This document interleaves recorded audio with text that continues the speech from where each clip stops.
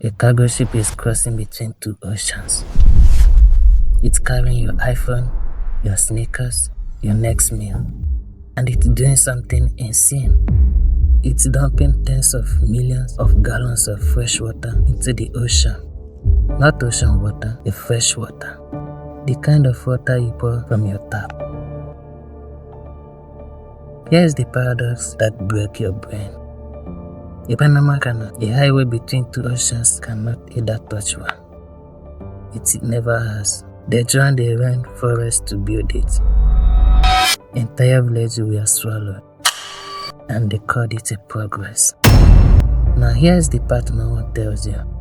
That lake doesn't circle a single drop. One ship, three locks, million gallons gone. Every single time. No maths. Roughly 26 million gallons per chamber. Just lost. Every crossing is a sacrifice. Now the rain has stopped. Any not stop the rain. Panama is just the one holding the empty bucket. The engineers who built this place, they never solved the drought. They assumed the rain would never end. The lake is shrinking. The ships are stacking up. And someone just paid $4 million to cut the line. Look at this. Hundreds of ships not moving, just waiting. Someone in the office made a call and said, cut the crossing, and everything stopped. 40 ships a day, that was the heartbeat. Below that, delays spread everywhere. Overnight, the canal lost more than half its capacity. You can't park a 300-meter ship in a side street. You anchor, you wait, and every single day you sit still. Between $30,000 and $80,000. 18 days, 20 days. One ship waited almost a month. The crew stopped counting. Then the canal started holding auctions. Secret ones. You have perishable goods. You have contract penalties. You have no choice to bid. And the ship companies did, desperately. $4 million, that happened to skip the line. One ship, one crossing. Here's the scary part. They weren't panicking. They did the maths. Missing delivery window cost more. The ranting around Cape Horn had 3 weeks and a fortune in fuels. Sitting still burned $80,000 a day. $4 million bargain. That's how broken this is. But the company is paying millions to jump the queue. That's not the desperate part. The desperate part is what Panama and the world is willing to sacrifice to make sure this never happen again. And that sacrifice has a human face. Panama has a plan. It costs $1.6 billion and it will destroy lives that never asked to be part of any of this. They are building a Magadan on the Rio Indio, 30 km west of Gatun Lake, close enough to Meta, far enough to destroy a valley no one's heard of. A reservoir so massive it filled a 9-kilometer tunnels, bored through solid bedrock, pumping billions of gallons back into the dying lake. Engineering at the edge of science fiction. On paper, it works. On the ground, it's a different story. More than 20,000 people lived along the Rio Indio Valley. Farmers, families, grandparents who grew up on that same soil. When that reservoir fills, their land doesn't just change, it vanishes. Their homes, their histories, and their future. They get compensation paperwork, relocation plans, and a future they never asked for. No one asked their names, no one filmed their funerals. They just go.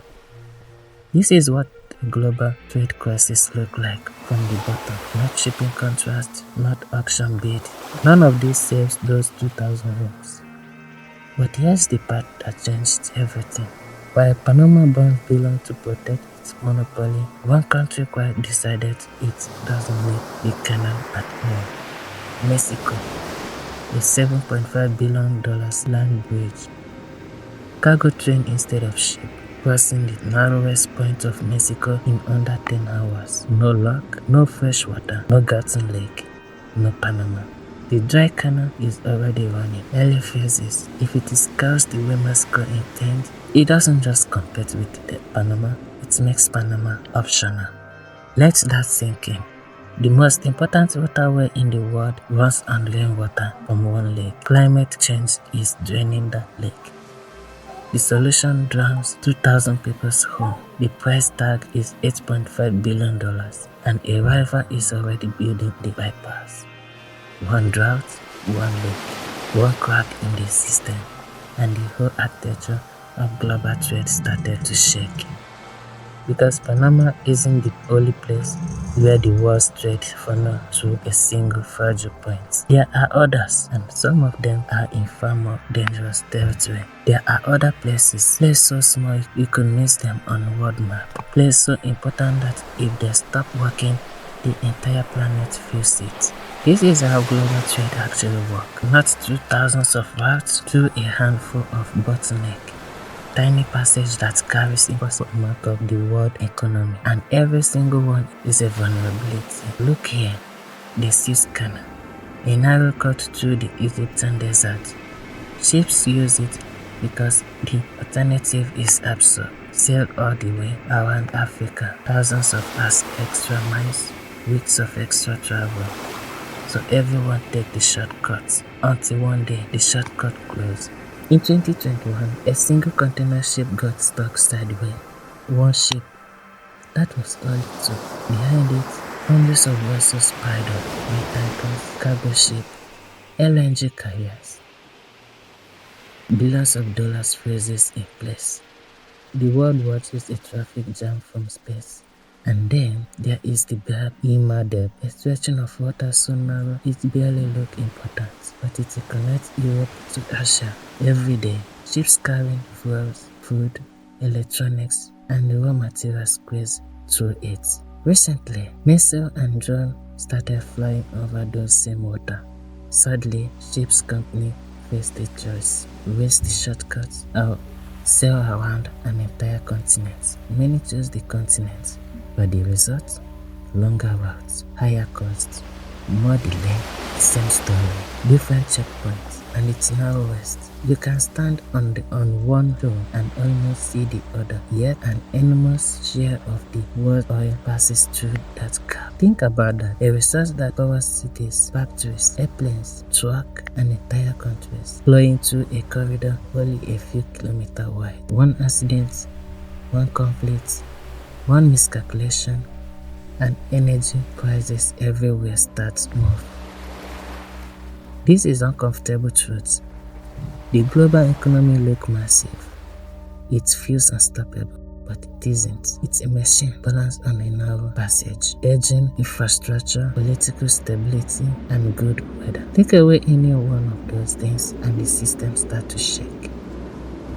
That's what Panama exposed. Not a canal's problem, but a global problem. Because the modern world wasn't built for resilience. It was built for efficiency, and those are not the same thing.